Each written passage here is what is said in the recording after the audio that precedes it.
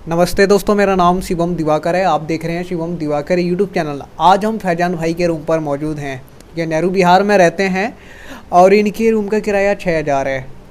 इनसे ही पूछेंगे ये रूम इनको कैसे मिला और ये अभी यहाँ पे आके कैसे पढ़ाई कर रहे हैं बिना कोचिंग ज्वाइन किए हुए, क्योंकि ये लखनऊ से आए हैं। पहले लखनऊ में इन्होंने तैयारी की है, आखिर इनको यहाँ क्यों आना पड़ा और क्या अभी जो रिज़ल्ट आया था उससे ये संतुष्ट हैं, ये भी जानेंगे। इनका ऑप्शनल क्या है ये भी जानेंगे। ग्रेजुएशन कहाँ से की है ये भी जानेंगे और अभी किस तरीके से पढ़ाई कर रहे हैं ये भी जानेंगे।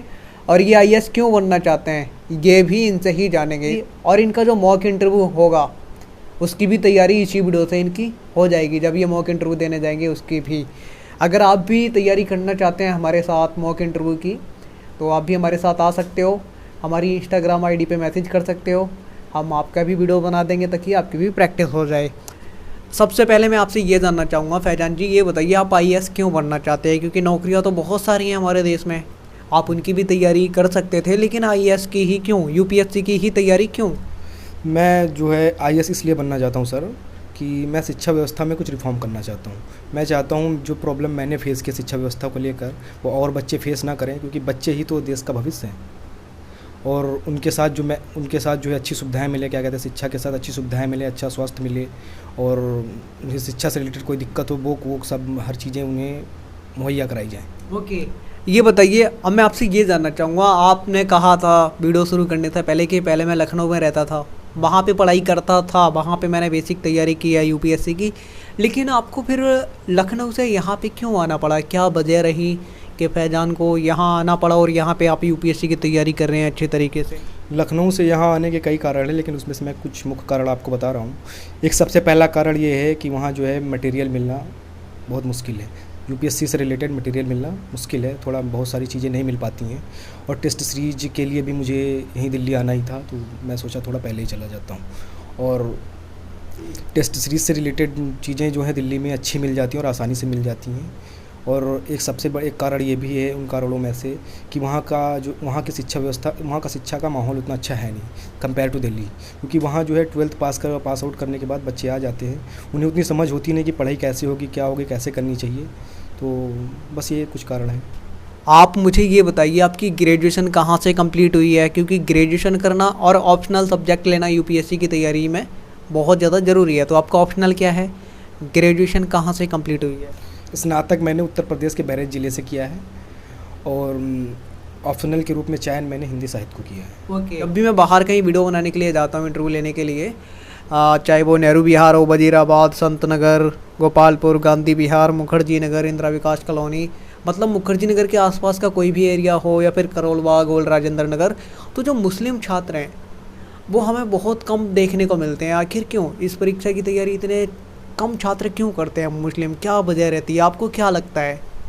मुस्लिम समाज में एक बड़ी भारी विडंबना है कि उन्हें लगता है कि गवर्नमेंट मुस्लिम बच्चों को नौकरी नहीं देगी, इसलिए वो बच्चे बड़े होते हैं वो किसी काम में लगा देंगे या कुछ को फ़ॉरेन भेज देंगे या क्या कहते हैं सऊदी भेज देंगे। इवन मेरे पापा को भी कुछ लोगों ने कहा, जब मैं पढ़ने आने वाला था तो मेरे पापा को भी कुछ लोगों ने कहा कि आप अपने बच्चे पे पैसा वेस्ट कर रहे हैं, वो फोकट बेकार जाएगा अगर नौकरी सरकार मुस्लिम बच्चों को नहीं देगी। इवन फिर मेरे पापा ने उनसे कहा कि क्या कहते हैं बिजनेस करने के लिए, नौकरी करने के लिए इनके पास बहुत सारा टाइम है, अगर एक बार पढ़ाई की उम्र निकल गई तो ये दोबारा पढ़ाई नहीं कर पाएंगे, इसलिए इन्हें भी पढ़ाई की अभी ज़रूरत है। बिजनेस तो ये कभी भी कर सकते हैं और सऊदी कभी भी जा सकते हैं या कुछ भी करना होगा तो ये कभी भी कर सकते हैं। और इवन अधिकतर लोगों को मैंने देखा है मुस्लिम समाज में कि ये बहुत गलत धारणा है, मैं कह सकता हूँ कि बच्चे बड़े होते हैं वो तुरंत सऊदी भेज देते हैं। सऊदी जो चाहते हैं कि वहाँ जाके फिर पैसे कमाएं वो और क्या कहते हैं परिवार का संचालन अच्छे से हो।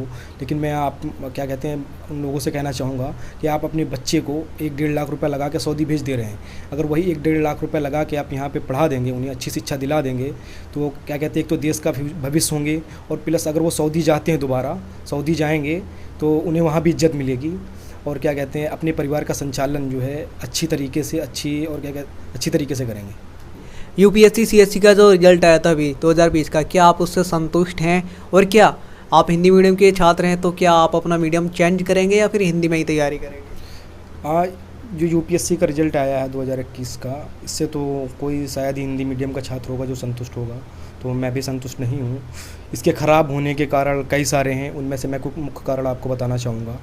एक जो है प्रीलिम्स में सीसैट का पेपर होता है, वो कहीं ना कहीं इंग्लिश मीडियम वालों को फेवर करता है। सेकंड थिंग ये है कि मेंस की कॉपी जो चेक होती हैं, ऐसा लोगों ने बताया है कि उसका जो मॉडल पेपर बनता है वो इंग्लिश बेस्ड होता है, और टीचर भी जो कॉपी चेक करते हैं वो कहीं ना कहीं इंग्लिश माध्यम के ही होते हैं, तो वो इंग्लिश माध्यम के बेस्ड पे हिंदी की कॉपी चेक करते हैं।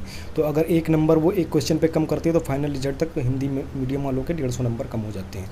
ये भी कारण हो सकता है। ओके।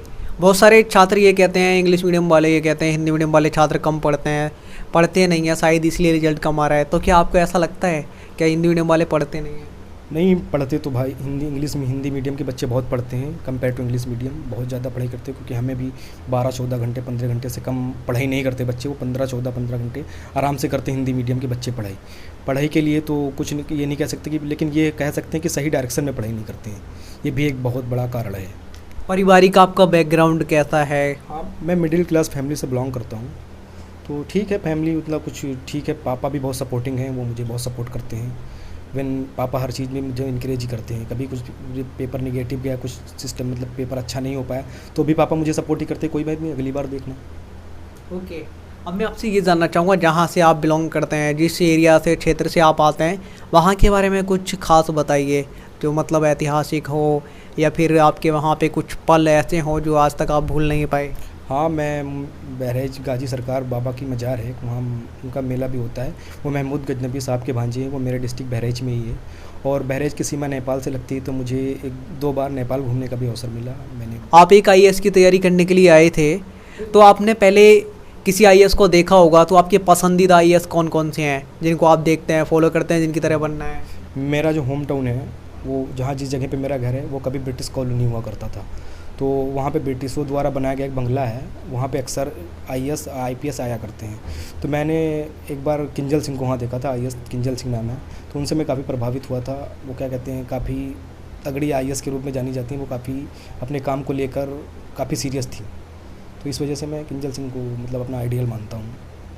तो आप यहाँ पे लगभग कितने घंटे पढ़ते होंगे, सेल्फ स्टडी करते होंगे, क्योंकि आपने कोचिंग तो ज्वाइन नहीं किया? तो हमने मतलब हमारी पढ़ाई यहाँ पे, मैं दिन में 13 घंटे पढ़ लेता हूँ, 13 से 13.5 घंटे पढ़ाई करता हूँ। क्या ऐसा भी है कि जो हमने एक मूवी है सूर्यवंशम, वो तो नहीं देखी थी आपने भी बचपन में, कभी देखी थी या नहीं? उससे देख करके थोड़ा जुनून आया हो? नहीं, मैंने बचपन में सूर्यवंशम देखी ज़रूर है, लेकिन जुनून उस समय मुझे समझ नहीं थी सूर्यवंशम की, लेकिन आपने भी याद दिलाया तो मुझे टाइम मिला तो मैं फिर एक बार ज़रूर देखूँगा। ओके। ये बताइए कि यहाँ हम देख पा रहे हैं आपकी कुछ किताबें रखी हुई हैं, तो ये आपकी ही है या फिर आपके दोस्त की है? नहीं, ये मेरी ही किताबें हैं। इनको आप पढ़ चुके हैं या आप पढ़ेंगे? हाँ, मैं पढ़ चुका हूँ, रिवीजन समय पर रिवीजन भी करता रहता हूँ। एक चीज़ मैं जानना चाहूँगा, जब हम कहीं ना कहीं न्यू एस्पायरेंट होते हैं तो हमारे माइंड में खिचड़ी पकी होती है कि हम कहाँ से शुरुआत करें, क्या पढ़ें क्या ना पढ़ें, तो आपने अपनी शुरुआत कैसे की है, ये बताइए। मुझे भी जब मैं स्टार्टिंग में आया तो मुझे भी उतनी समझ थी नहीं, तो मैंने एक कोचिंग ज्वाइन की लखनऊ में छोटी सी, तो वहाँ गया, फिर मैं सर से काफ़ी क्लोज हो गया, मैं पढ़ाई करता था, मतलब अच्छा टेस्ट वेस्ट भी देता था, तो सर ने मुझे मतलब स्टाफ मुझे पसंद करता था, तो सर से फिर मैं चीज़ें बारे में मतलब चीज़ों के बारे में पूछा करता था अक्सर चीज़ें कि सर ये कैसे होगा, वो कैसे होगा, तो उन्होंने मुझे बहुत सारी चीज़ें बताई। तो अब तो फिर नेट वेट का ज़माना है, फिर मुझे उतना समझ भी नहीं था नेट का, मैं नेट वेट भी नहीं चलाना जानता था, तो अब तो नेट से पता कर सकते हैं आप, जो भी चीज़ें चाहिए आपको आसानी से मिल सकती है, गूगल है और बहुत सारे। एक ये कहा जाता है कि NCERT पढ़ना ज़रूरी है, तो क्या ये आप पढ़ते हैं? NCERT पढ़ना ये नहीं कह सकते कि ज़रूरी है, लेकिन पढ़ना चाहिए। अगर आप मेंस का पेपर दे रहे हैं तो मेंस में काफ़ी कारगर साबित होती है, ऐसा लोग बताते हैं। और क्या कहते हैं, NCERT आप पढ़ना चाह रहे हैं तो जैसे बहुत से बच्चे तो 6 to 12 पढ़ते हैं, तो अगर आपके पास टाइम है तो आप 6 to 12 पढ़ सकते हैं। अदरवाइज अगर आपके पास टाइम नहीं है तो आप क्या कहते हैं 11 और 12 की पढ़ें, क्योंकि उसी का विस्तारित रूप 11-12 है, 6 to 10 का विस्तारित रूप ही 11-12 है। तो आप न्यूज़ पेपर भी पढ़ते हैं क्या कोई सा? हाँ, न्यूज़ पेपर मैं नहीं पढ़ता, लेकिन मैं क्या कहते हैं मैगजीन पढ़ता हूँ, वीकली मैगजीन। यहाँ पे आपकी कुछ किताबें रखी हुई हैं, कुछ इधर रखी हुई हैं, इनके बारे में बताइए। हाँ, ये किताबें मैं इस टाइम में इन्हीं किताबों से पढ़ाई कर रहा हूँ, इस टाइम में यही चीज़ें क्लियर करने में लगा हूँ। ओके। एक चीज़ और मैं आपसे जानना चाहूँगा, एक जो रिजल्ट इस बार आया था उसमें किसकी कमी मानते हैं, छात्र की या कोचिंग की? क्या छात्र पढ़ते नहीं हैं या कोचिंग पढ़ाते नहीं हैं? ऐसा मैं मानता हूँ कि कोचिंग की कहीं ना कहीं बहुत बड़ी कमी है, क्योंकि हर कोचिंग वाले हर कोचिंग वाले जो है कहते हैं कि मैं आईएएस बनाऊँगा, मैं आईएएस बनाऊँगा, ये करूँगा वो करूँगा, लेकिन वास्तविकता ये है कि कुछ है नहीं। क्योंकि बड़ी कोचिंग है ये बोलती हैं कि यहाँ आओ मैं आईएएस बना दूँगा, वो कहते हैं ये मैं बना दूँगा, वो बना दूँगा, लेकिन वास्तविकता ये नहीं है। क्योंकि अगर कोचिंगें अच्छा पढ़ाती होती तो रिजल्ट हिंदी माध्यम का इतना ख़राब नहीं आता। तो आप जो है कोचिंग का अगर चयन करते हैं तो सोच समझ के कीजिए। अगर आपको लगता है कि किसी सब्जेक्ट में आप फंस रहे हैं तो उसका क्या इंडिविजुअल क्लास कर लीजिए, वो ज़्यादा बेहतर कारगर साबित होगा आपके लिए। क्योंकि कोचिंग जो है इंग्लिश मीडियम की कोचिंगें जो हैं वो 9 महीने चलती हैं और हिंदी मीडियम की 22 महीने 18 महीने कोचिंगें चलती है। अब बताओ कैसे 2 साल लग जाते हैं केवल क्लासेज पूरी करने में। इतने समय में तो बच्चा आसानी से अगर अच्छे डायरेक्शन में मेहनत करेगा तो पेपर क्रैक कर सकता है। आज आपको बहराइच के भी बहुत सारे स्टूडेंट छात्र छात्राएं देख रही होंगी, उनको आप क्या कहना चाहेंगे? यहाँ आना चाहिए या फिर घर से ही तैयारी करनी चाहिए? हाँ, मैं कहना चाहूँगा बहराइच के छात्रों से कि आप बेशक आइए क्या कहते हैं दिल्ली तैयारी के लिए, लेकिन अगर आपका बेस जो है फैमिली बैकग्राउंड ठीक ठाक है तो आप दिल्ली आ जाइए। अदरवाइज़ अगर ठीक नहीं है तो आप कहीं भी रुक के बेसिक जो है क्लियर कर लीजिए। बेसिक क्लियर करने के बाद फिर आप दिल्ली आइए, टेस्ट सीरीज ज्वाइन कीजिए। यहाँ वो सारी सुविधाएँ बहुत अच्छी हैं। आप बस इतना ही कहना चाहूँगा कि आप आएँ और अच्छे से पढ़ाई करें, मेहनत करें। दोस्तों इधर आप देख सकते हैं इनका एक टेबल है और कुछ यहाँ पे इन्होंने अपने मैप वगैरह लगाए हुए हैं, कुछ नोट पैड पे लिख के भी यहाँ पे लगाया हुआ है येलो कलर में और पिंक कलर भी है। तो ये मतलब क्या है, आपने क्यों लगाए हैं? कुछ यहाँ पे देख पा रहे हैं तो संघ की राजभाषा हिंदी होगी, ये आर्टिकल हैं क्या है जो छोटे छोटे लगे? हाँ, मैंने वो हिंदी के आर्टिकल लिखे थे जिस टाइम मैं हिंदी लिटरेचर पढ़ रहा था, तो उस समय मुझे लगा कि चीज़ें याद कर लें अभी, तो हिंदी के लिए लिखा था थोड़ा सी चीज़ें। और नीचे जो मैंने लगाया है वो मोटिवेशनल कोट लगाए कुछ थोड़ी सी, जो मैं लिखता रहता हूँ अक्सर, कभी मुझे टाइम मिलता है तो मैं इसे पढ़ता हूँ तो मुझे पॉजिटिव एनर्जी मिलती है। एक पॉइंट है, I can change my life, no one can do it for me. तो मुझे वो अच्छी एनर्जी देता है, तो इस वजह से मैं लगा रखा हूँ। एक चीज़ मैं आपसे जानना चाहूँगा, क्या यहाँ पे तैयारी करना बहुत ज़्यादा आसान है? क्योंकि जो छात्र पहुँचे नहीं है उनको ऐसा लगता है बहुत ज़्यादा आसान है यहाँ तैयारी करना, तो आसान है या फिर मतलब समस्याएं आती हैं, कठिन है? देखो, किसी भी चीज़ की शुरुआत जो है कठिन होती है, फिर वो चीज़ें धीरे धीरे आसान होती हैं। तो आपको स्टार्टिंग स्टेज जो है वो थोड़ा कठिन लगेगा, फिर चीज़ें आसान हो जाएंगी। पहले स्टार्टिंग में आपको 13-12 घंटे पढ़ने की ज़रूरत है, फिर उसके बाद आप जैसे जैसे थोड़ा सा आपकी समझ डेवलप होगी, अच्छे हो जाएंगे, तो फिर ठीक हो जाएगा सब, फिर आपको चीज़ें आसान लगने लगेंगी। हाँ, फिर कम समय भी आप पढ़ाई को कम समय देंगे तो भी काम चल जाएगा। ये नेहरू विहार में आपका रूम है? जी हाँ, ये नेहरू विहार है। दोस्तों इस रूम का रेंट 6000 है और बिजली का बिल 200 यूनिट तक इनको देना नहीं होता है ना? वो दिल्ली सरकार की तरफ से फ्री मिल रहा है मुझे। ओके, तो दोस्तों आज हम इनके रूम में ही मौजूद थे। इनका नाम है फैजान। आज हमने इनसे बातचीत की है और भी कुछ ये कहना चाहते हैं, इनसे जानने की कोशिश करते हैं। बताइए क्या कह रहे थे आप? हाँ, तो मैं कहना चाहूँगा अपने भाइयों से जो मतलब कहते हैं, जो बहाना ढूंढते हैं कि पढ़ाई के लिए पैसा होना ज़रूरी है, मैं गरीब हूँ, मैं नहीं पढ़ सकता, तो मैं आप लोगों से कहना चाहूँगा कि अगर पैसा इतनी बड़ी प्रॉब्लम होता तो अब्दुल कलाम जो है वो साइंटिस्ट ना बनते, क्योंकि उनसे बड़ा गरीब तो कोई भी, अगर आप कितने भी गरीब हैं, अब्दुल कलाम से ज़्यादा गरीब नहीं होंगे। वो न्यूज़पेपर बेच के उन्होंने पढ़ाई की है। और क्या कहते हैं, अगर पैसा इतना ही महत्व रखता तो क्या कहते हैं, भारत के प्रधानमंत्री जो हैं वो मुकेश अंबानी होते, एक चाय बेचने वाला नरेंद्र मोदी नहीं होता। बिल्कुल दोस्तों, ये तो बात इन्होंने बिल्कुल सही कही है। कलाम साहब जो थे उन्होंने न्यूज़पेपर बेचा, तब जाके उन्होंने इतने बड़े बड़े काम किए। इतिहास में उनका नाम हमेशा है और रहेगा, और हम लोग कभी भूल भी नहीं सकते उनके काम को भी और उनके नाम को भी, क्योंकि दोस्तों उन्होंने बहुत कुछ देश के लिए किया और बहुत अच्छे इंसान थे।